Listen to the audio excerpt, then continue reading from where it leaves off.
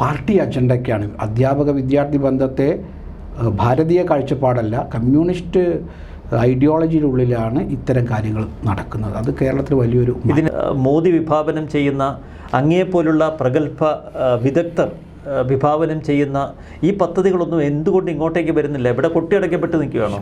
വളരെ സങ്കുചിതമായ രാഷ്ട്രീയ കാഴ്ചപ്പാട് അത് കേരളത്തിൽ സൃഷ്ടിച്ചിരിക്കുന്നത്. ഞാൻ 2 ഉദാഹരണം പറയാം.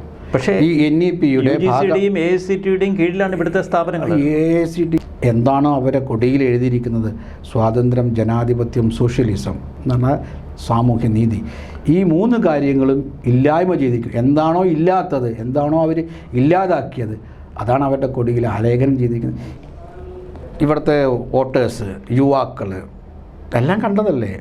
എല്ലാവരുടെയും കാഴ്ചപ്പാടിനെ സ്വീകരിക്കുക, എന്നിട്ട് സാധ്യത അവർ വിലയിരുത്തട്ടെ, എന്നിട്ട് ഓരോ സ്ഥാനാർത്ഥിക്കും അതിനനുസരിച്ച്. മെട്രോമാൻ ശ്രീധരനെ അവതരിപ്പിച്ച് പരാജയപ്പെട്ടതാണ് BJP. അല്ല, ഇവിടെ എന്താണ്, ഒരു ആശയവും ഒരു പാർട്ടി സംവിധാനവും തമ്മിലുള്ളൊരു സംഘർഷം കേരളത്തിലുണ്ട്. വികസന രാഷ്ട്രീയം കേരളത്തിന് വികസിക്കാൻ, കേരളമാണ് ഭാരതത്തിലെ ഏറ്റവും പൊട്ടൻഷ്യൽ ഉള്ളത്, പ്രത്യേകിച്ചും വിദ്യാഭ്യാസത്തിൽ. യുവാക്കൾ, ബാക്കിയുള്ള റിസോഴ്സ്, ഈ പ്രകൃതി ഏറ്റവും ഇത് 20 വർഷത്തിൻ്റെ അടുത്ത് 2007-ഓ 2008-ഓ തോന്നുന്നു. നമസ്കാരം, മലയാളി വാർത്ത ഇൻസൈഡിലേക്ക് സ്വാഗതം ശ്രീ വിനോദ് കരുവാരക്കുണ്ട്. കേരളത്തിലെ വിദ്യാഭ്യാസ വിചക്ഷണർക്ക്, വിദ്യാഭ്യാസ രംഗത്തുള്ളവർക്ക് സുപരിചിതനാണ് അങ്ങ്. സംഭവബഹുലമായൊരു ജീവിതം. 2000 മുതൽ 2006 വരെ ABVP-യുടെ സംസ്ഥാന പ്രസിഡൻ്റായിരുന്നു.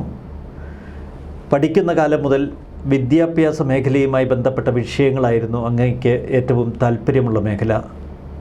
ഇപ്പോൾ കേന്ദ്ര മാനവ വികസന മന്ത്രാലയത്തിന് കീഴിൽ ദേശീയ വിദ്യാഭ്യാസ മോണിറ്ററിംഗ് കമ്മിറ്റി അംഗമായി പ്രവർത്തിക്കുന്നു. സംഘത്തിൻ്റെ ചുമതലകൾ വളരെ ഗൗരവത്തോടെ ഏറ്റെടുത്തിരിക്കുന്നു.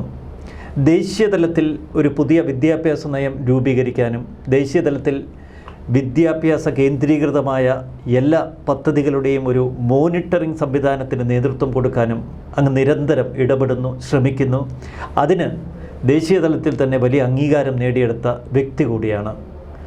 RSS എന്ന സംഘടനയുടെ ഏറ്റവും അമരത്തെന്നതുപോലെ ആ പ്രവർത്തിക്കുന്ന മേഖലയിൽ നിലയുറപ്പിച്ചിട്ടുള്ള അങ്ങേക്ക് ദേശീയ തലത്തിൽ ഈ BJP സർക്കാർ ആവിഷ്കരിച്ചിരിക്കുന്ന പദ്ധതികളുടെ കൂടുതൽ വിപുലമായ തലങ്ങൾ അറിയാവുന്ന വ്യക്തിയാണ്.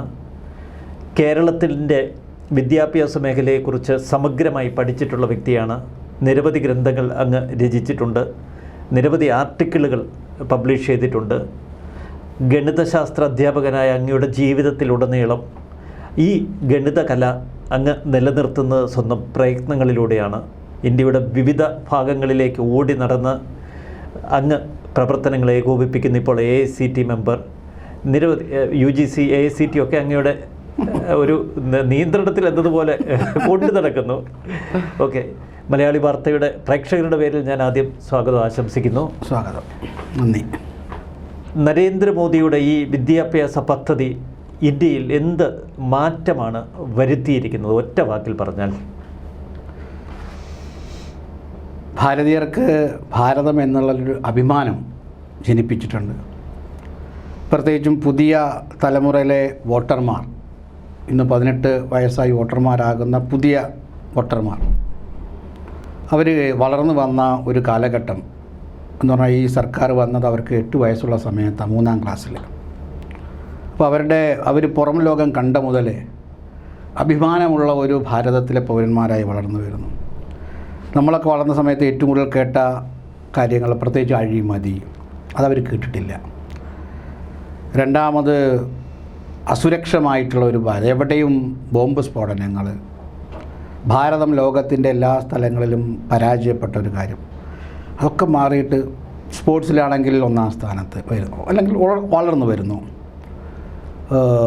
ശാസ്ത്ര സാങ്കേതിക രംഗത്ത് ലോകത്തെ ഏറ്റവും മികച്ച രാഷ്ട്രങ്ങളുടെ കൂട്ടത്തിൽ അങ്ങനെ ഒരു അഭിമാനമുള്ളൊരു സമൂഹത്തെ സൃഷ്ടിച്ച വിദ്യാഭ്യാസ രംഗത്ത് ഒക്കെ അതിൻ്റെ ഒരു അലയൊലി കാണും. വിദ്യാഭ്യാസ രംഗത്തെ ഈ ഒരു സമൂല മാറ്റത്തിന് കാരണം മോദിയുടെ ഒരു വിഷൻ തന്നെയാണോ?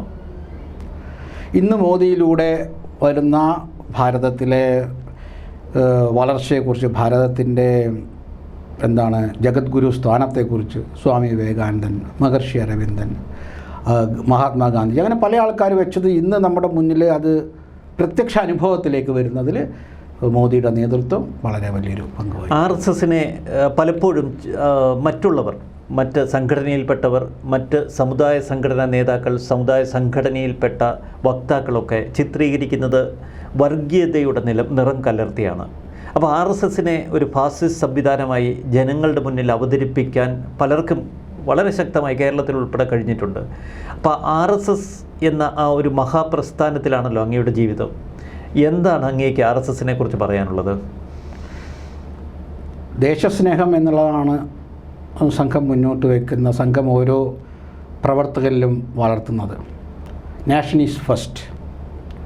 ജാതി, മതം, ഭാഷ, നമ്മുടെ മറ്റു പല ഐഡൻറ്റിറ്റികൾ നമുക്കുണ്ട്. സ്ത്രീ പുരുഷ ഐഡൻറ്റിറ്റി എല്ലാം ഉണ്ടാകും. ഇതെല്ലാം നമുക്ക് 2, 3, 4, 5 ആണ്. ഏറ്റവും പ്രധാനപ്പെട്ടായിട്ട് ഭാരതീയൻ, ഭാരതത്തിൻ്റെ സംസ്കാരത്തിലുള്ള അഭിമാനം, ഭാരതത്തെ ലോകത്തിലെ ഉയർന്ന സ്ഥാനത്തേക്ക് കൊണ്ടുവരിക, അതിന് നമ്മുടെ ജീവിതം സമർപ്പിക്കുക. അതിൻ്റെ അപ്പുറത്ത് സംഘത്തിൻ്റെ ഉള്ളിൽ ബാക്കിയെല്ലാം ആരോപണങ്ങളാണ്. അപ്പോൾ അതിനുള്ളിൽ ജീവിക്കുന്ന സമയത്ത് അതറിയാം. പിന്നെ നമ്മുടെ കൂടെ ജീവിക്കുന്ന ആൾക്കാർക്ക്, നമ്മളെ നേരിട്ടറിയുന്ന ആൾക്കാർക്ക്, എന്നെ മാത്രമല്ല ലോകത്തിലെ ആയിരക്കണക്കിന് ലക്ഷക്കണക്കിന് സംഘപ്രവർത്തകരെ കാണുമ്പോൾ അവർക്കറിയാം അവരിതൊന്നുമല്ല. എങ്ങനെയാണ് നമ്മൾ ഈ വിദ്യാഭ്യാസ സംവിധാനത്തെ സമൂലം ഇപ്പോൾ പരിഷ്കരിച്ചത്? ക്വാളിറ്റി ബേസിലാണോ അതോ മറ്റേതെങ്കിലും കൂടുതൽ പണമൊഴുക്കിയാണോ? കൂടുതൽ പരിഷ്കരിച്ചു, പരിഷ്കരണ പ്രവർത്തനങ്ങൾ ആരംഭിച്ചു എന്ന് പറയുന്നതാണ് ശരി. ഒന്ന്, അതിന് കൃത്യവും വ്യക്തവുമായുള്ള ഒരു ഡോക്യുമെൻ്റ് ഉണ്ടാക്കി. ആ ഡോക്യുമെൻ്റ് ദേശീയ വിദ്യാഭ്യാസ നയം. മുമ്പും നയരേഖകൾ ഉണ്ടാക്കിയിരുന്നെങ്കിൽ അതിന് വ്യത്യസ്തമായി ജനങ്ങളുടെ അഭിലാഷങ്ങൾ അറിഞ്ഞ് ഒരു നയരേഖ ഉണ്ടാക്കി. വ്യക്തമായി കൃത്യമായി പറഞ്ഞാൽ ദേശീയ വിദ്യാഭ്യാസ നയത്തിൻ്റെ ചർച്ചകൾ 2016 ആരംഭിച്ചു. 2020 അത് പ്രസിദ്ധീകരിക്കുന്നതിനുള്ളിൽ ലക്ഷക്കണക്കിന് ആൾക്കാരുടെ അഭിപ്രായങ്ങൾ സ്വരൂപിച്ചിട്ടാണ് 2-3 പ്രാവശ്യം ഡ്രാഫ്റ്റ് ചെയ്ത് എല്ലാവരോടും ചർച്ച ചെയ്തിട്ടാണ് അത് അവതരിപ്പിച്ചത്. അതിൽ പ്രധാനമായിട്ടും 2 കാര്യമാണ്. ഒരു വികസിത ഭാരതം വരണമെങ്കിൽ ഭാരതത്തിലെ ഓരോ ജനതയെയും അതിനനുസരിച്ച് വളർത്തുന്നുണ്ട്. അപ്പോൾ ഇന്നത്തെ യുവതലമുറയെ ഭാവി ഭാരതത്തിൻ്റെ, ഭാവി ലോകത്തിൻ്റെ ആവശ്യത്തിനനുസരിച്ച് എക്വിപ്പൈ ചെയ്യുന്നുണ്ട്. അവരെ അതിനുവേണ്ടി ശാക്തീകരിക്കണം. അറിവിൻ്റെ കാര്യത്തിൽ, അതേപോലെ തന്നെ അവരുടെ കഴിവിൻ്റെ കാര്യത്തിൽ, അവരുടെ നൈപുണികളുടെ കാര്യത്തിൽ, അവരുടെ ജീവിത മൂല്യങ്ങൾ. അപ്പോൾ ഈ 4 ഘടകങ്ങളെയും കൂട്ടിയതിനെയാണ് ക്വാളിറ്റി എഡ്യൂക്കേഷൻ, ഗുണനിലവാരം എന്ന് പറയുമ്പോൾ ഈ 4 കാര്യങ്ങൾ വേണം. നമ്മുടെ അധ്യാപകർ മാറുന്നില്ല, നമ്മുടെ സംവിധാനങ്ങൾ മാറുന്നില്ല, നമ്മുടെ കാഴ്ചപ്പാട് മാത്രം മാറിയതുകൊണ്ട് അതിലേക്ക് വിജയത്തിലെത്താൻ കഴിയില്ല, എത്തില്ല. അതുകൊണ്ടാണ് ഇതിൽ ആദ്യത്തെ മാറ്റം എന്ന് പറയുന്നത് അധ്യാപകരെ മാറ്റുക. അധ്യാപകർ 2 തരം അധ്യാപകർ ഇപ്പോൾ ഉള്ള അധ്യാപകരെ, 2 ഭാവി ഭാരതത്തിലെ അധ്യാപകരെ. ഭാവി ഭാരതത്തിലെ അധ്യാപകർ ഏറ്റവും ബെസ്റ്റ് ബ്രെയിൻസിനെ അധ്യാപക വൃത്തിയിലേക്ക് ആകർഷിക്കുക എന്നുള്ളതാണ് NEP മുന്നോട്ട് വയ്ക്കുന്ന ഏറ്റവും ആദ്യത്തെ കാര്യം. 2, ഇന്നത്തെ അധ്യാപകരെയും ശാക്തീകരിക്കേണ്ടതുണ്ട്. അപ്പോൾ അവർക്കും വിദ്യാഭ്യാസ രംഗത്ത് പ്രവർത്തിക്കുന്ന ഓരോ കാര്യവും അവരുടെ നേട്ടമായിട്ട് മാറ്റാൻ അവർക്ക് സ്വാധീനം. അങ്ങ് ഉൾപ്പെടുന്ന ഈ സംവിധാനം നിയന്ത്രിക്കുന്ന ഭാരതത്തിൽ അധ്യാപക വിദ്യാർത്ഥി ബന്ധം പണ്ട് അതീവ പവിത്രതയോടെയായിരുന്നു നമ്മൾ കണ്ടിരുന്നത്, അത് കൈകാര്യം ചെയ്തിരുന്നു. ഗുരുശിഷ്യ ബന്ധമൊക്കെ അതിൻ്റെ ഒരു ഭാവനത എന്ന് പറയുന്നത് ഏറ്റവും പരിശുദ്ധവും വിശുദ്ധവുമായിരുന്നു. അങ്ങനെയുള്ള ഒരിടത്തിലാണ് പൂക്കോട് ഒരു വിദ്യാർത്ഥി, സിദ്ധാർത്ഥ എന്ന വിദ്യാർത്ഥിയെ നിഷ്ഠൂരമായി ഒരു സംഘം വിദ്യാർത്ഥികൾ ക്രൂരമായി തല്ലിച്ചതച്ച് കൊലപ്പെടുത്തിയത്. അത് നോക്കി നിന്നത് അധ്യാപകർ. ഇതും അങ്ങ് വിഭാവനം ചെയ്യുന്ന ഈ പരിഷ്കൃത ഏറ്റവും ആധുനികമെന്ന് പറയുന്ന വിദ്യാഭ്യാസ സംവിധാനത്തിന് കീഴിലുള്ള ഒരു സ്ഥാപനത്തിലാണ്. വിദ്യാഭ്യാസ രംഗത്ത് ഇന്ന് വന്നിരിക്കുന്ന ഈ എക്കോസിസ്റ്റം, കമ്മ്യൂണിസ്റ്റ് എക്കോസിസ്റ്റം ആണ് ഇതിനെല്ലാം കാരണം. കേരളം അതിൻ്റെ ഏറ്റവും പ്രഭവ കേന്ദ്രമാണ്. അപ്പോൾ അവിടെ അധ്യാപകരും വിദ്യാർത്ഥിയൊക്കെ കമ്മ്യൂണിസ്റ്റ് എക്കോസിസ്റ്റത്തിനുള്ള നരാധമന്മാരായി മാറുന്നു. അത് ലോകത്തിൻ്റെ ചരിത്രമാണ്. മറിച്ച് വിദ്യാർത്ഥിക്ക് വേണ്ടി അധ്യാപകനും അധ്യാപകന് വേണ്ടി വിദ്യാർത്ഥിയും സമ്പൂർണ്ണ സമർപ്പണം നടത്തുന്ന ഒരു സംവിധാനം, അതാണ് ഭാരതീയ സംവിധാനം. ഇത് ഭാരതീയ സംവിധാനത്തിൻ്റെ ഉള്ളിൽ വന്നിരിക്കുന്ന നീരാളിപ്പിടുത്തമാണ്. അപ്പോൾ അവിടെ പാർട്ടി അജണ്ടയ്ക്കാണ് അധ്യാപക വിദ്യാർത്ഥി ബന്ധത്തെ ഭാരതീയ കാഴ്ചപ്പാടല്ല, കമ്മ്യൂണിസ്റ്റ് ഐഡിയോളജിയുടെ ഉള്ളിലാണ് ഇത്തരം കാര്യങ്ങൾ നടക്കുന്നത്. അത് കേരളത്തിൽ വലിയൊരു ഇതിനെതിരെ ശക്തമായ ഇടപെടലുകൾ കേന്ദ്ര സർക്കാരിൻ്റെ ഭാഗത്തു നിന്ന് അത്ര ദൃശ്യമാകുന്നില്ല. CBI അന്വേഷണം പോലും ഇതുവരെ തുടങ്ങിയിട്ടില്ല. CBI അന്വേഷണത്തിന് കേരള സർക്കാരാണ് അതിൻ്റെ ചില കാര്യങ്ങൾ ചെയ്യേണ്ടത്.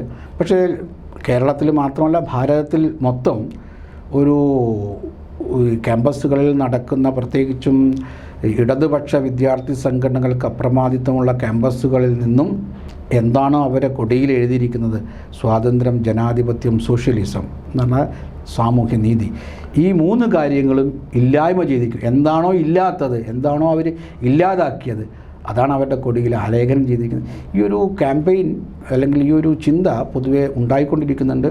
നമുക്കറിയാം കുറേശ്ശെ ഇപ്പോൾ JNUവിൽ എങ്ങനെയാണ് നടന്നത്. കേന്ദ്ര സർവകലാശാലയിലൊക്കെ വലിയൊരു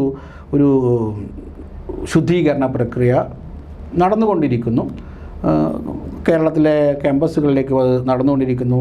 ചില കേന്ദ്ര ക്യാമ്പസുകളിൽ അതിൻ്റെ ഇടപെടലുണ്ടായിട്ട് ഇപ്പോൾ NITയിലൊക്കെ സമരങ്ങൾ നടക്കുന്നു. പക്ഷേ NITയിലൊക്കെ അരാജകത്വം സൃഷ്ടിക്കാൻ വേണ്ടിയിട്ടാണ് ഇവർ ചെയ്യുന്നത്. അപ്പോൾ അതിനുശേഷം അത് സംസ്ഥാന യൂണിവേഴ്സിറ്റികളൊക്കെ നമുക്ക് കേരളത്തിൻ്റെ മുഖ്യമന്ത്രി പിണറായി വിജയൻ ഒരിക്കൽ പറഞ്ഞിരുന്നു, നമ്മുടെ ചരിത്രം തിരുത്തുകയാണ് ഇവിടെ RSS. കേന്ദ്ര സർക്കാർ RSSൻ്റെ നയമാണ് നടപ്പാക്കുന്നത്. നമ്മുടെ ചരിത്രം വളരെ ക്രൂരമായ നിലയിൽ ഇപ്പോൾ തിരുത്തി എഴുതുകയാണ്. പല ചരിത്ര സംഭവങ്ങളും തെറ്റിദ്ധാരണാജനകമായ തലത്തിൽ പുനരവതരിപ്പിക്കുന്നു, ചിലതൊക്കെ മനഃപൂർവ്വം വിട്ടുകളയുന്നു. നമ്മുടെ പുതിയ പാഠ്യപദ്ധതി യൂണിവേഴ്സിറ്റി തലത്തിലും UGC തലത്തിലും തയ്യാറാക്കപ്പെടുമ്പോൾ പിണറായി വിജയൻ പറയുന്നതിനോട് എങ്ങനെ പ്രതികരിക്കുന്നു? അല്ല, തെറ്റായ പാഠഭാഗങ്ങളിൽ തെറ്റായ ചരിത്രം പഠിപ്പിച്ചത് തിരുത്തുക തന്നെ വേണം. ഉദാഹരണത്തിന് ഒറ്റ ഉദാഹരണം പറഞ്ഞ് ഞാൻ അവസാനിപ്പിക്കാം. ഇപ്പോൾ നമ്മൾ കേരളത്തെക്കുറിച്ച് പറയുന്ന സമയത്ത് ചരിത്രം എന്ന് പറഞ്ഞാൽ കേവലം രാജാക്കന്മാരുടെ ചരിത്രമോ യുദ്ധങ്ങളുടെ ചരിത്രമോ അല്ല.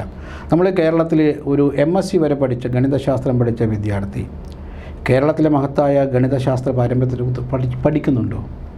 ഏത് കാലഘട്ടത്തിൽ? അതെങ്ങനെ ഇല്ലാതായി? അപ്പോൾ ചരിത്രം തിരുത്തിയെന്ന് പറഞ്ഞാൽ നമ്മളിതേവരെ പഠിക്കാത്ത കാര്യങ്ങൾ നമ്മളെ കുട്ടികളെ പഠിപ്പിക്കേണ്ടതുണ്ട്. അപ്പോൾ ചരിത്രം തിരുത്തുക തന്നെ ചെയ്യും.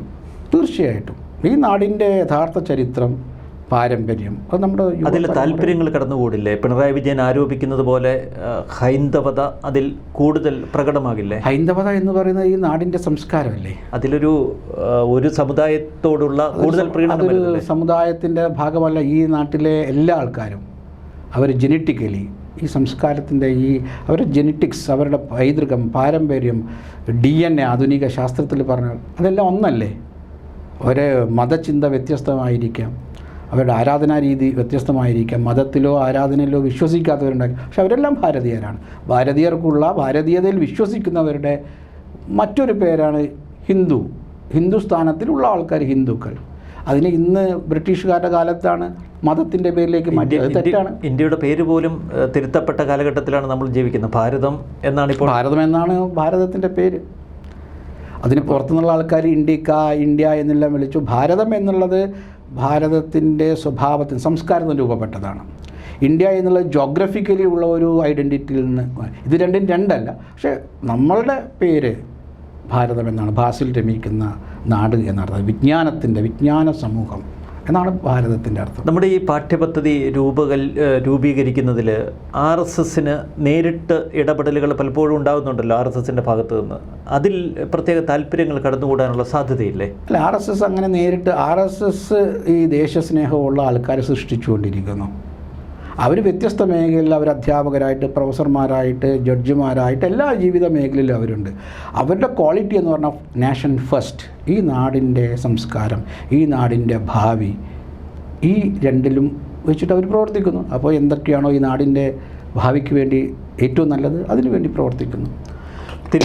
സമൂലമായ തിരുത്തലുകൾ തന്നെയാണ് കഴിഞ്ഞ കുറേ കാലമായി ഇപ്പോൾ നമ്മൾ UGC തലങ്ങളിൽ പാഠ്യപദ്ധതിയുടെ രൂപവൽക്കരണത്തിൽ ഇതിലൊക്കെ കാണുന്നത്. എത്രത്തോളം മാറ്റങ്ങളിൽ എത്തിക്കാൻ കഴിഞ്ഞു നമ്മുടെ പരിശ്രമങ്ങൾ? ഞാൻ നേരത്തെ പറഞ്ഞത് ഒരു വലിയ ഇപ്പോൾ 2 രീതിയിലുള്ള മാറ്റം. ഒന്ന്, ഭാരതത്തിലെ വിദ്യാഭ്യാസ രംഗത്തെ സ്ഥാപനങ്ങളുടെ വളർച്ച. ഒരു ഉദാഹരണം പറയുകയാണെങ്കിൽ, ഭാരതത്തിലെ സർവകലാശാലകൾ 800 സർവകലാശാലയിൽ നിന്നും 1168 സർവകലാശാലകളുണ്ടായി. ഈ സർവകലാശാലകളിൽ കേന്ദ്ര സ്ഥാപനങ്ങൾ 130%, 75 സ്ഥാപനങ്ങളുണ്ടായിരുന്നത് 70-ൻ്റെ അടുത്തേക്ക് 130% വളർച്ചയുണ്ടായി. സംസ്ഥാന തലത്തിൽ പ്രൈവറ്റ് സ്ഥാപനങ്ങളും എല്ലാം ഉണ്ടായിട്ടുണ്ട്. കുട്ടികളുടെ എൻറോൾമെൻറ്റ് ഹയർ എഡ്യൂക്കേഷനിൽ 4.33 കോടി ആദ്യമായിട്ട് 4 കോടിയിൽ കൂടുതൽ വർദ്ധിച്ചു. അപ്പോൾ ഒരു എക്സ്പാൻഷൻ എന്നുള്ളതാണ് ഒരു ഭാഗം. 2 ക്വാളിറ്റി എന്നുള്ളതാണ്. കഴിഞ്ഞ 10 വർഷത്തിൽ, പ്രത്യേകിച്ചും കഴിഞ്ഞ 5 വർഷത്തിന് ശേഷമുള്ള വളരെ സ്ട്രാറ്റജിക് ആയിട്ടുള്ള ഡെവലപ്മെൻറ്റിൻ്റെ ഭാഗമായിട്ട് ഭാരതത്തിലെ 41 സ്ഥാപനങ്ങൾ ഇൻ്റർനാഷണൽ റാങ്കിങ്ങിൽ പങ്കാളികളായി. അതിൽ 11 സ്ഥാപനങ്ങൾ 500-ൻ്റെ ഉള്ളിൽ വരുന്ന സ്ഥാപനങ്ങളായി റാങ്കിങ് ചെയ്യപ്പെട്ടു. മറ്റു ചില സ്ഥാപനങ്ങൾ അവരുടെ പ്രത്യേക മേഖലയിൽ റാങ്കിങ് ചെയ്യപ്പെടാൻ തുടങ്ങി. അങ്ങനെ ഭാരതത്തിലെ സ്ഥാപനങ്ങൾ ഇൻ്റർനാഷണലി റെപ്യൂട്ടഡ് ആവാൻ തുടങ്ങി. രണ്ടാമത് അതേപോലുള്ള സ്ഥാപനങ്ങളുമായിട്ടുള്ള ഒരു ടൈപ്പ് വരാൻ തുടങ്ങി. വിദേശ വിദ്യാർത്ഥികൾ ഭാരതത്തിലേക്ക് വരുന്നത് ബോധപൂർവം നമ്മൾ ശ്രമങ്ങൾ നടത്തുന്നു. ഏകദേശം 700 സർവകലാശാലകളിൽ ഇപ്പോൾ വിദേശ വിനിമയവുമായി ബന്ധപ്പെട്ടുള്ള പ്രത്യേക സംവിധാനങ്ങൾ ആരംഭിച്ചിട്ടുണ്ട്. അപ്പോൾ ഇതെല്ലാം ഒരു ഫസ്റ്റ് സെക്കൻഡ് സ്റ്റെപ്പിലേക്കാണ് പ്രവേശിച്ചിരിക്കുന്നത്. വിദേശ സർവകലാശാലകൾക്ക് വരാനുള്ള ചില ചട്ടങ്ങൾ രൂപീകരിച്ചു കഴിഞ്ഞിട്ടുണ്ട്. അതാണ് ഒരു ഭാഗം, അതിൻ്റെ വളരെ പ്രകടമായ കാര്യം.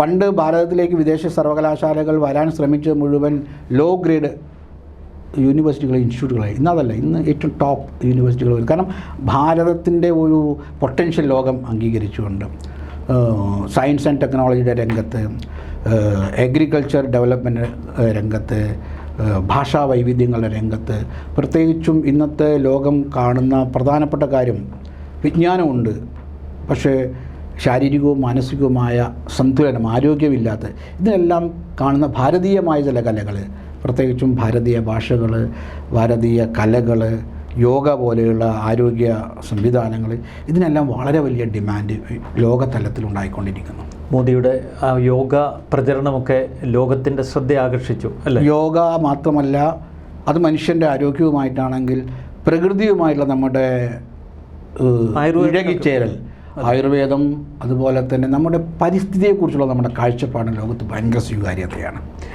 ഇത്തരം പ്രവർത്തനങ്ങൾ BJP രാഷ്ട്രീയമായി സഹായിച്ചോ? സാധാരണക്കാരിലേക്ക് ഈ സന്ദേശം എത്തിക്കാൻ ഒരു രാഷ്ട്രീയ പാർട്ടി എന്ന നിലയിൽ BJPക്ക് കഴിഞ്ഞോ? RSSന് കഴിഞ്ഞിട്ടുണ്ടോ? അല്ല, RSS ഏതെങ്കിലും ഒരു രാഷ്ട്രീയ പാർട്ടിക്ക് വേണ്ടി സമൂഹത്തിൻ്റെ ഉള്ളിൽ ഈ അവെയർനെസ് ഉണ്ടാക്കുന്നു. BJPക്ക് അതിൻ്റെ ഗുണങ്ങൾ കിട്ടുന്നതാണല്ലോ. BJPയുടെ വോട്ട് ഷെയറും സീറ്റുകളും വർദ്ധിക്കുന്നു. ഈ വർഷം പ്രധാനമന്ത്രി പറയുന്നത് 400+ കുറിച്ചാണ് ചിന്തിക്കുന്നത്. ഇതിൽ നിന്ന് മനസ്സിലാക്കേണ്ടത് യുവാക്കൾ കൂടുതൽ BJPയുടെ ഒരു അഴിമതിയില്ലാത്ത ഭരണം എന്ന് പറഞ്ഞാൽ സാധാരണ ഭാരതീയൻ്റെ മനസ്സിൽ ആവേശമുണ്ടാകുന്നു. ഭാരതത്തിന് പുറത്തു പോയാൽ എനിക്ക് ഭാരതീയനാണ് എന്ന് പറയുന്ന അഭിമാനമാണെന്ന് പോയി കഴിഞ്ഞ ആൾക്കാർ പറയുമ്പോൾ ഇവിടുത്തെ ആൾക്കാർക്ക് അഭിമാനമാണ്. അപ്പോൾ ഈ രീതിയിൽ ഭാരതം എന്ന പേര് കേട്ടാൽ അഭിമാനപൂരിതമാകണം എന്നുള്ള നമ്മുടെ മലയാള കവി പാടിയ ഭാഗത്തിലെ 1ാമത്തെ ഭാഗം ഇന്ന് ഓരോ ഭാരതീയനും അനുഭവിക്കുന്നു. കേരളം എന്ന കേട്ടാലോ തിളയ്ക്കണം എന്നുള്ള ഭാഗത്ത് നമ്മൾ പുറകോട്ട് പോകുന്നു. അതുകൂടി നമുക്കുണ്ടാക്കേണ്ടതുണ്ട്. കേരളം എന്ന് കേട്ടാൽ തിളയ്ക്കണം, ചോര നമുക്ക്. പക്ഷേ കേരളത്തിൽ ഭാരതത്തിന് വിരുദ്ധമായിട്ടുള്ളൊരു കാഴ്ചപ്പാട്, ഒരു നെറേറ്റീവ് അങ്ങ് പറഞ്ഞ ഈ വികസനവും വിദ്യാഭ്യാസ രംഗത്തെ ഈ സമൂലമായ പരിഷ്കരണവും ഒന്നും കേരളത്തിൽ പ്രകടമാകുന്നില്ല. ഇവിടുത്തെ വിദ്യാർത്ഥികൾ വിദേശത്തേക്ക് എങ്ങനെയെങ്കിലും കയറിപ്പോയി രക്ഷപ്പെടാൻ നോക്കുകയാണ്. മോദി വിഭാവനം ചെയ്യുന്ന അങ്ങേപ്പോലുള്ള പ്രഗത്ഭ വിദഗ്ധർ വിഭാവനം ചെയ്യുന്ന ഈ പദ്ധതികളൊന്നും എന്തുകൊണ്ട് ഇങ്ങോട്ടേക്ക് വരുന്നില്ല? എവിടെ കൊട്ടിയടക്കപ്പെട്ട് നിൽക്കുകയാണോ? വളരെ സങ്കുചിതമായ രാഷ്ട്രീയ കാഴ്ചപ്പാട് അത് കേരളത്തിൽ സൃഷ്ടിച്ചിരിക്കുന്നത്. ഞാൻ 2 ഉദാഹരണം പറയാം. പക്ഷേ ഈ NEPയുടെ AICTEയുടെയും കീഴിലാണ് ഇവിടുത്തെ സ്ഥാപനങ്ങൾ. AICTE UGC മാത്രമല്ല, കൺകറൻറ്റ് ലിസ്റ്റിൽ വരുന്ന പ്രത്യേകിച്ചും സ്കൂൾ വിദ്യാഭ്യാസം നോക്കേണ്ട അവിടെ PM ശ്രീ വിദ്യാലയങ്ങൾ അനൗൺസ് ചെയ്തു. എന്ന് പറഞ്ഞാൽ സർക്കാർ സ്കൂളുകൾ ഒരു ബ്ലോക്കിൽ ഒരു വിദ്യാലയത്തെ ദത്തെടുത്ത് 2030 ആകുമ്പോഴേക്കും ഇൻ്റർനാഷണൽ ലെവലിലുള്ള സ്കൂളുകളാക്കാൻ വേണ്ടിയിട്ട് സമ്പൂർണ്ണമായിട്ട് ഡയറക്റ്റ് സെൻട്രൽ ഗവൺമെൻറ്റിൻ്റെ ഇൻവെസ്റ്റ്മെൻറ്റിനെ കുറിച്ച്, അത് വിദ്യാഭ്യാസത്തെക്കുറിച്ചുള്ള സമഗ്ര ദൃഷ്ടിയിലാണ്. കേവലം പരീക്ഷ എന്നതിന് അപ്പുറം സ്പോർട്സ് ഉണ്ടാകും, ആരോഗ്യം ഉണ്ടാകും, തൊഴിൽ പരിശീലനം ഉണ്ടാകും, സ്പോർട്സിനോടൊപ്പം തന്നെ കൃഷിസ്ഥലങ്ങളെ അറ്റാച്ച് ചെയ്യുന്ന, ഗ്രാമങ്ങളെ അറ്റാച്ച് ചെയ്യുന്ന ഇത്രയും വലിയൊരു സങ്കല്പം കേരളം അതിൻ്റെ ഭാഗമല്ല. ഓരോ സർവകലാശാലയും ഫണ്ട് കൊടുക്കുന്നില്ല കേരളത്തിന് കാര്യമായിട്ട്. അല്ല, ഇത് എഗ്രിമെൻ്റ് എടുക്കുമ്പോഴാണ് ഫണ്ട് കൊടുക്കുക, പദ്ധതി സമർപ്പിക്കുമ്പോഴാണ് ഇതിനനുസരിച്ച്. ഇതൊക്കെ പ്രത്യേക പദ്ധതികളാണ്. പദ്ധതി സമർപ്പിക്കാനുള്ള ഒരു ഭൗതിക തലം കേരളത്തിനില്ല എന്നാണ്. അതോ രാഷ്ട്രീയമായ കാരണം? രാഷ്ട്രീയ കാരണം. വികസനം കേരളത്തിൽ വേണ്ട, അതാണോ കാഴ്ചപ്പാട്? വികസനം അല്ലെങ്കിൽ നമ്മുടെ കുട്ടികൾ കൂടുതൽ അറിവുള്ളവരാകരുത് എന്ന നിശ്ചയമാണോ? പണ്ട് മലയാളത്തിൽ പറയാറില്ലേ, മകൻ ചത്താലും മരുമോളുടെ കണ്ണീര് കാണണം എന്ന് പറയുന്ന വളരെ ഒരു നെഗറ്റീവ് മനസ്ഥിതി, അതൊരു രോഗരക്ഷണ. അതാണ് കേരളത്തെ ഭരിക്കുന്നവരുടെ ആൾക്കാരുടേതാണ് എനിക്ക് തോന്നുന്നത്. നമ്മൾ സമൂഹത്തിന് വേണ്ടിയാകുമ്പോൾ, ജനങ്ങൾക്ക് വേണ്ടിയാകുമ്പോൾ രാഷ്ട്രീയം മാറ്റിവെച്ച് അങ്ങേപ്പോലുള്ളവർ മുൻകൈയെടുത്ത് സർക്കാരുമായി കൂടിയാലോചനകൾ നടത്തുകയും പദ്ധതികൾ ഇങ്ങോട്ടേക്ക് കൊണ്ടുവരികയും ചെയ്യേണ്ട ധാർമ്മിക ഉത്തരവാദിത്വമില്ലേ? നമ്മൾ നേരിട്ട് പല ഉദ്യോഗസ്ഥന്മാരുമായിട്ട് സംസാരിക്കാറുണ്ട്, അവരെല്ലാം ഇതിന് പോസിറ്റീവാണ്. പക്ഷേ നമ്മുടെ ഒരു ജനാധിപത്യ സംവിധാനത്തിൽ ഉദ്യോഗസ്ഥ ഭരണമല്ല, പല ഇംപ്ലിമെൻറ്റേഷൻ രംഗവും ഉദ്യോഗസ്ഥ തലത്തിലാണെങ്കിലും ഇതിൻ്റെ പോളിസി, ബാക്കി കാര്യങ്ങളിൽ സർക്കാരിന്, മന്ത്രിക്ക് വലിയ റോളുണ്ട്. 2 കേന്ദ്രമന്ത്രിമാരാണ് വോട്ട് ചോദിച്ച് ഇക്കുറി തിരുവനന്തപുരം തലസ്ഥാന ജില്ലയിൽ മാത്രം മത്സരിക്കുന്നത്. അവർക്കും ഉത്തരവാദിത്വമില്ല ഇത്തരം കാര്യങ്ങൾ കേരളത്തിൽ? എനിക്ക് തോന്നുന്നത് 2 മന്ത്രിമാരും കേരളത്തിൽ 2 സ്ഥലത്തും, ഒന്ന് നഗര സ്വഭാവമുള്ള സ്ഥലമാണ്, വിഴിഞ്ഞം അടക്കം വരുന്ന പ്രദേശമാണ്, രണ്ടതിൻ്റെ ഗ്രാമീണ സാംസ്കാരിക പിൻബലം വരുന്ന പ്രദേശമാണ്. ഇവർ 2 പേരും സമൂഹത്തിൻ്റെ മുന്നിൽ അവതരിപ്പിക്കുന്ന ഒരു വികസന അജണ്ടയുണ്ടല്ലോ. കേരളത്തിൽ വികസന രാഷ്ട്രീയവും ഒരു കപട മതേതര രാഷ്ട്രീയ അജണ്ടയും തമ്മിലുള്ള സംഘർഷമാണ് നടക്കുന്നത്. പക്ഷേ ഈ വികസന രാഷ്ട്രീയം കേരളത്തിന് വികസിക്കാൻ, കേരളമാണ് ഭാരതത്തിൽ ഏറ്റവും പൊട്ടൻഷ്യൽ ഉള്ളത്, പ്രത്യേകിച്ചും വിദ്യാഭ്യാസത്തിൽ, യുവാക്കൾ, ബാക്കിയുള്ള റിസോഴ്സ്, ഈ പ്രകൃതി എല്ലാത്തിനും ഏറ്റവും ഇത് 20 വർഷത്തിൻ്റെ അടുത്ത് 2007-ഓ 2008-ലോ തോന്നുന്നു, ഉമ്മൻചാണ്ടി നമ്മുടെ മന്ത്രിയംഗം, അദ്ദേഹത്തിൻ്റെ ഭാഗത്ത് UDFൻ്റെ സെക്കൻഡ് ടേമിൽ APJ അബ്ദുൽ കലാം വന്നിട്ട് കേരളത്തിലെ നിയമസഭയിൽ ഒരു വിഷയം അവതരിപ്പിച്ചു. കേരളത്തിൻ്റെ വികസനത്തിന് അദ്ദേഹം 10 ബിന്ദുക്കൾ വെച്ചു, അജണ്ടകൾ. ഞാനിപ്പോഴും ഓർമ്മിക്കുന്നുണ്ട്. ആരെങ്കിലും അത് ചർച്ച ചെയ്യുന്നുണ്ടോ? അതിനുശേഷം എത്ര ഇലക്ഷൻ വന്നു? അതെ. അപ്പോൾ അതിലെല്ലാം അദ്ദേഹത്തിൻ്റെ ഊന്നൽ എന്തായിരുന്നു? നേരിട്ട് അദ്ദേഹം വിദ്യാഭ്യാസത്തിൽ കൊണ്ടില്ല, പക്ഷേ വിദ്യാഭ്യാസം നോളജ് സൊസൈറ്റിയുടെ ഉള്ളിൽ നിന്ന് ഡെവലപ്പ് ചെയ്യേണ്ട കാര്യങ്ങൾ, ഹെൽത്ത് മേഖലയിലേക്ക്, നേഴ്സ് ആൻഡ് പാരാമെഡിക്കൽ ഫീൽഡിലേക്ക്, നമ്മുടെ പ്രൊഡക്ഷൻ്റെ കാര്യം, നമ്മുടെ പ്രകൃതിയെ എങ്ങനെ പ്രയോജനപ്പെടുത്താൻ പറ്റും, ടൂറിസം, നമ്മുടെ കടൽ തീരം, ആഴക്കടൽ. വികസനത്തിന് നമ്മുടെ സർക്കാരിന് ചില നറേറ്റീവ്സ് ഉണ്ട്. കേരള സർക്കാർ പറയുന്നത് വികസനത്തിനുള്ള ഫണ്ടില്ല, നിത്യ ചെലവുകൾക്ക് പോലുമുള്ള ഫണ്ടില്ല. കേന്ദ്ര സർക്കാർ കടം വാങ്ങി നടത്തുന്നത് വികസനമല്ല. വികസനം എന്ന് പറഞ്ഞാൽ നമ്മുടെ ഒരു വാഹനം, മോട്ടോർ വാഹനം ഹെൽത്തി ആകുന്ന എപ്പോഴാണ്? അത് സ്റ്റാർട്ട് ചെയ്യുന്നു, അതിൻ്റെ ഡൈനാമോ വെച്ചിട്ട് ബാറ്ററി, പിന്നെ അത് തന്നെ ചാർജ് ചെയ്യുന്ന ഒരു ടാക്സിക്കാർ ഓടിക്കണമെങ്കിൽ കടം വാങ്ങി ആ ടാക്സിക്കാർ വാങ്ങാനുള്ള പണം വേണമല്ലോ, അതിവിടെ ഇല്ല. അല്ല, അതിനാണ് കേരളത്തിലെ ഏറ്റവും കൂടുതൽ കേരളത്തിലേക്ക് പണം ഒഴുക്കുന്ന ആൾക്കാർ വിദേശത്ത് ജോലി ഉണ്ട്. പ്രവാസികളൊക്കെ ഫെഡപ്പായതാണ് അവർ ഇൻവെസ്റ്റ് ചെയ്ത ആൾക്കാരൊക്കെ ഇവിടുന്ന് പോകുന്നു. നമ്മൾ കുറച്ച് നമ്മുടെ അതിർത്തി പ്രദേശങ്ങളിലേക്ക് എടുത്താൽ, കോയമ്പത്തൂരിലേക്ക് എടുത്താൽ, മംഗലാപുരത്തേക്ക് എടുത്താൽ, നമ്മുടെ മലയാളികൾ അവിടെ പോലും ഇൻവെസ്റ്റ് ചെയ്യുന്നു. മൈസൂർ പോലും കൃഷിയിൽ ഇൻവെസ്റ്റ് ചെയ്യുന്നു. കർണാടകയിലെ വലിയ തോതിൽ കൃഷി മേഖലയില്ലേ, പ്രത്യേകിച്ച് നമ്മുടെ ബോർഡറാണ്, നിലമ്പൂരിൽ അങ്ങോട്ട് കയറിയാലുള്ള പ്രദേശങ്ങൾ മുഴുവൻ മലയാളികളല്ലേ കൃഷിസ്ഥലങ്ങൾ ഇൻവെസ്റ്റ് ചെയ്യുന്നത്. ഇവിടെ ഒരു രാഷ്ട്രീയത്തിൻ്റെ പ്രശ്നം തന്നെയാണോ ഇതിനെല്ലാം? രാഷ്ട്രീയ അതിപ്രസരം എന്ന് പറഞ്ഞാൽ വരട്ടുവാദങ്ങൾക്ക് മുന്നിൽ സമൂഹത്തെ, മനുഷ്യനെ മറക്കുന്നു. പക്ഷേ ഏറ്റവും പ്രസരിപ്പുള്ള ഒരു ജനാധിപത്യം ഇന്ത്യയിൽ ഇപ്പോൾ കാണുന്നത് കേരളത്തിലല്ലേ? കാരണം മറ്റു സ്ഥലങ്ങളിലൊക്കെ BJP ഫാസിസ്റ്റ് നയം അടിച്ചേൽപ്പിക്കുന്നുവെന്ന് CPM പറയുന്നു. കേരളത്തിൽ മോദി സർക്കാരിനെതിരെ ശക്തമായി പ്രതിരോധിക്കാനും പ്രതിഷേധങ്ങൾ അറിയിക്കാനും പറ്റുന്ന രാഷ്ട്രീയ സംവിധാനങ്ങൾ നിലനിൽക്കുന്നു. ഒരു രാഷ്ട്രീയ പാർട്ടിക്കെതിരെ, ഭരണ സംവിധാനത്തിനെതിരെ ഇങ്ങനെ പറഞ്ഞുകൊണ്ട്, അതായത് ഒരു പ്രത്യയ ശാസ്ത്രത്തിൽ അല്ലെങ്കിൽ ഒരു സംവിധാനത്തെ എതിർക്കുക, അങ്ങനെ എതിർത്തിട്ട് പിടിച്ചു നിൽക്കുക, ഇത് കുറച്ച് കാലം ഉണ്ടാകും. പക്ഷെ ജനം ഇതൊക്കെ ഇപ്പോൾ എന്താണ്, എല്ലാം വളരെ പെട്ടെന്ന് നിമിഷ നേരം കൊണ്ട് ഈ ഓരോ ദിവസവും കൊട്ടാരങ്ങൾ. ഞാൻ ഒരു ഉദാഹരണം പറയും. ഈ അടുത്ത ദിവസങ്ങൾ വന്ന, ഇപ്പോൾ തിരഞ്ഞെടുപ്പുമായിട്ട് നേരിട്ട് ഞാൻ പറയാൻ ഇഷ്ടമില്ലെങ്കിലും, ഇപ്പോൾ സുരേഷ് ഗോപി ജയിക്കാനുള്ള സാധ്യത, ഓരോ ദിവസവും ഓരോ സാധനം ഉണ്ടാക്കുന്നു, ഒരു 15 മണിക്കൂറിനുള്ളിൽ അത് തകർന്ന് അടിയുന്നു, പുതിയ ക്യാപ്സൂളുമായി വരുന്നു. പക്ഷെ ഇതിനെല്ലാം പ്രചരിപ്പിക്കാൻ സംവിധാനമുണ്ട്. എനിക്ക് തോന്നുന്നത് ഈ സർക്കാരിൻ്റെ അകത്ത് തന്നെ ഹൈ ലെവൽ ഓഫീസേഴ്സ് പാർട്ടിയുടെ ഇത്തരം കാര്യങ്ങൾക്ക് വേണ്ടി ഉണ്ട്. അതൊക്കെ സ്വാഭാവികമായി ഒരു അധികാര കേന്ദ്രത്തോട് ചേർന്ന് നിൽക്കുന്നവർ ഇത്തരം പ്രചരണങ്ങൾക്ക് ഇറങ്ങും. എന്താണ് രാജീവ് ചന്ദ്രശേഖർ ഒരു കേന്ദ്രമന്ത്രി മാത്രമല്ല, അദ്ദേഹം വലിയ ടെക്നോക്രാറ്റാണ്, എൻ്റർപ്രണറാണ്. അപ്പോൾ ആ നിലയിൽ രാജീവ് ചന്ദ്രശേഖരനെ തിരുവനന്തപുരത്ത് അവതരിപ്പിക്കുമ്പോൾ പാർട്ടിക്ക് പറയാനുള്ളത്? അല്ലേ, ഞാൻ പറയുന്നത് ഇവിടുത്തെ വോട്ടേഴ്സ്, യുവാക്കൾ എല്ലാം കണ്ടതല്ലേ. എല്ലാവരുടെയും കാഴ്ചപ്പാടിനെ സ്വീകരിക്കുക, എന്നിട്ട് സാധ്യത അവർ വിലയിരുത്തട്ടെ, എന്നിട്ട് ഓരോ സ്ഥാനാർത്ഥിക്കും അതിനനുസരിച്ച്. മെട്രോമാൻ ശ്രീധരനെ അവതരിപ്പിച്ച് പരാജയപ്പെട്ടതാണ് BJP. അല്ല, ഇവിടെ എന്താണ്, ഒരു ആശയവും ഒരു പാർട്ടി സംവിധാനവും തമ്മിലുള്ളൊരു സംഘർഷം കേരളത്തിലുണ്ട്. ഇപ്പോഴും കുറേ ആൾക്കാർ പാർട്ടി സംവിധാനത്തിൻ്റെ ചെറിയ ചെറിയ ഫലങ്ങൾ പറ്റുന്നതും, അല്ലെങ്കിൽ എന്തോ ഒരു പ്രത്യേക പാർട്ടി അധികാരത്തിൽ വന്നാൽ എന്തോ സംഭവിക്കും എന്നുള്ള, ഇവിടെ ന്യൂനപക്ഷങ്ങളെ ചേർത്ത് പിടിക്കുക, അതുതന്നെയാണ് നമ്മൾ പച്ചയായി പറഞ്ഞാൽ ആ ഒരു പ്രതീക്ഷ ചില വിഭാഗങ്ങൾക്കുണ്ട്. അല്ല, ഞാൻ നേരത്തെ പറഞ്ഞില്ലേ, ഈ ഭാരതത്തിലെ ആൾക്കാർ ന്യൂനപക്ഷം ഭൂരിപക്ഷം എന്ന് എല്ലാ ഭാരതീയരെയും ചേർത്ത് പിടിക്കണ്ടേ? ക്രിസ്ത്യാനി ആവാം, ഹിന്ദു ആവാം, മതപരമായിട്ട് വ്യത്യസ്ത മതത്തിൽ വിശ്വസിക്കാത്ത എല്ലാ ആൾക്കാരെയും ഭാരതീയരെന്നത് ചേർത്ത് പിടിച്ച് മുന്നോട്ട് പോകാൻ നമുക്ക് സാധിക്കണം. അവിടെയാണ് നമ്മൾ വിജയിക്കേണ്ടത്. ജനങ്ങളെ ബ്രിട്ടീഷുകാരാണ് ഇങ്ങനെ പലതായിട്ട് വിഭജിച്ച്, നമ്മളിപ്പോഴും വോട്ട് ബാങ്കിന് വേണ്ടിയിട്ട് അത് ചെയ്യുന്നു. ഇനി മൂന്നാമതൊരിക്കൽ കൂടി മോദി സർക്കാർ വരുമോ? വരുമെന്നല്ല ജനത്തിലെ സമൂഹം എല്ലാവരും ചിന്തിക്കുന്നത്. അങ്ങനെയാണല്ലോ സമൂഹത്തിൻ്റെ ഒരു പ്രതീക്ഷ, യുവാക്കളുടെ പ്രതീക്ഷ. എങ്കിൽ ഏറ്റവും കൂടുതൽ മാറ്റം പ്രകടമാകുന്ന ഏത് മേഖലയിലാവും ഇനിയൊരു മോദി സർക്കാർ ഉണ്ടായാൽ? അത് വിദ്യാഭ്യാസ മേഖലയാണ് അടിസ്ഥാന മേഖല.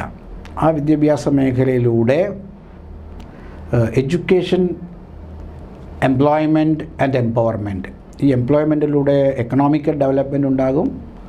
അത് ഭാരതത്തെ ശാക്തീകരിക്കും. ഞാൻ നേരത്തെ പറഞ്ഞ വിദ്യാഭ്യാസ രംഗത്തുള്ള മുഴുവൻ കാര്യങ്ങളും ഒരു മെട്രോ നഗര കേന്ദ്രീകൃത വിദ്യാഭ്യാസത്തിൽ നിന്ന് മാറിയിട്ട് എല്ലാവരുടെയും, ഗ്രാമങ്ങളുടെ, പ്രത്യേകിച്ചും പിന്നോക്കം നിൽക്കുന്ന മേഖലകളുടെ എല്ലാ വിദ്യാഭ്യാസത്തിനും ഊന്നൽ നൽകുന്ന വളരെ ഡൈവേഴ്സ്ഡ് സൊസൈറ്റിയാണ്.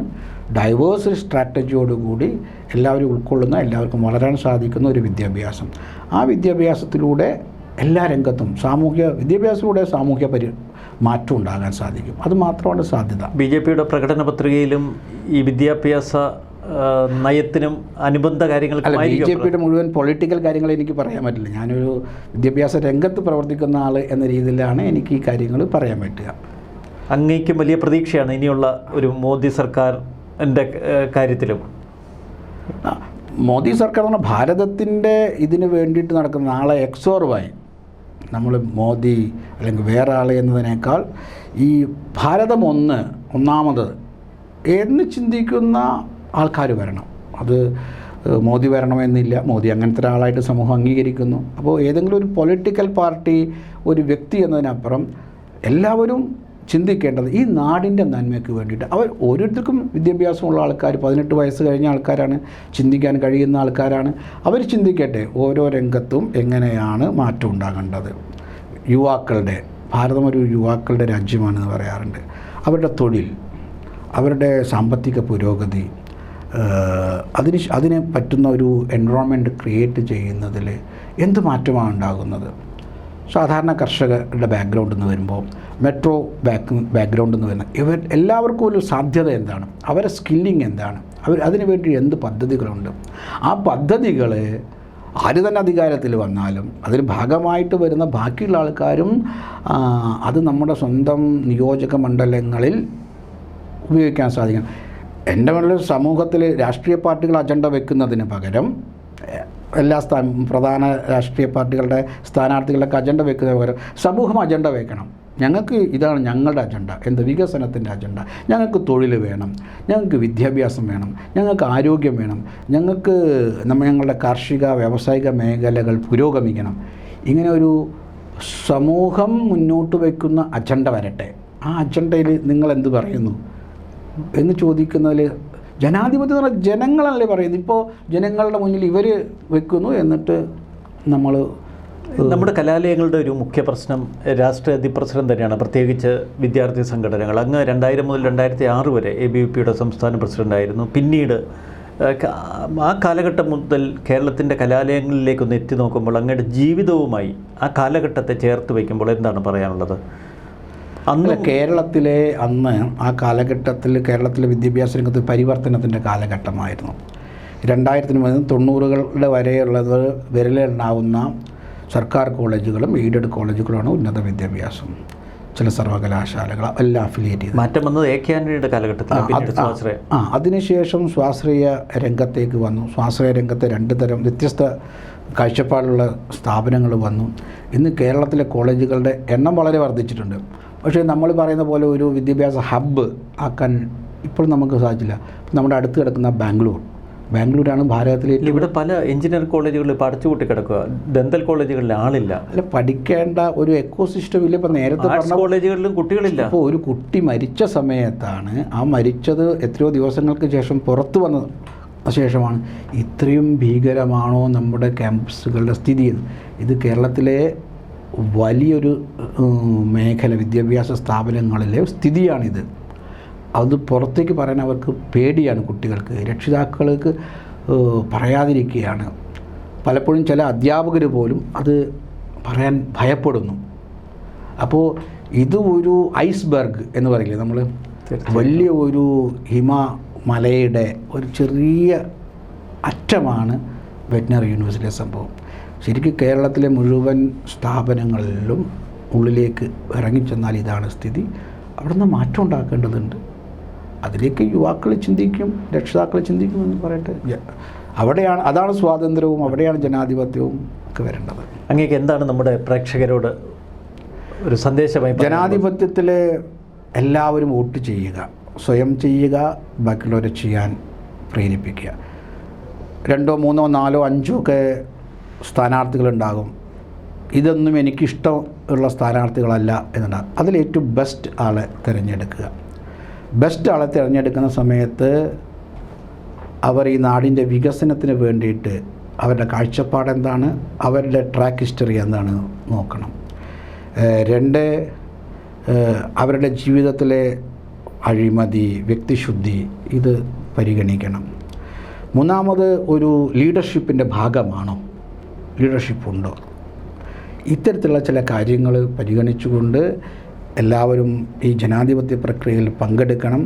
പ്രത്യേകിച്ചും യുവാക്കൾ ഭാരതത്തിൻ്റെ ഒരു നവഭാരതത്തെ സൃഷ്ടിക്കുന്നതിന്, ലോകത്തെ ഏറ്റവും കൂടുതൽ ആൾക്കാർ വോട്ട് ചെയ്യുന്നത് കൊണ്ട് ഏറ്റവും വലിയ ജനാധിപത്യം എന്ന് പറയുന്നതിനപ്പുറം ഏറ്റവും ഭയരഹിതമായി, നിഷ്പക്ഷമായി, ഏറ്റവും നല്ല സർക്കാരിനെ, നല്ല വ്യക്തികളെ തിരഞ്ഞെടുക്കുന്നതിനുള്ള ഒരു വിവേചന അധികാരത്തോടു കൂടി വോട്ട് ചെയ്യാൻ എല്ലാവർക്കും സാധിക്കണം എന്നാണ് എൻ്റെ അഭിപ്രായം. എവിടെയും ഇപ്പോൾ ഒരു ചർച്ചാ വിഷയം മോദി ഗ്യാരണ്ടി എന്ന പ്രയോഗമാണ്.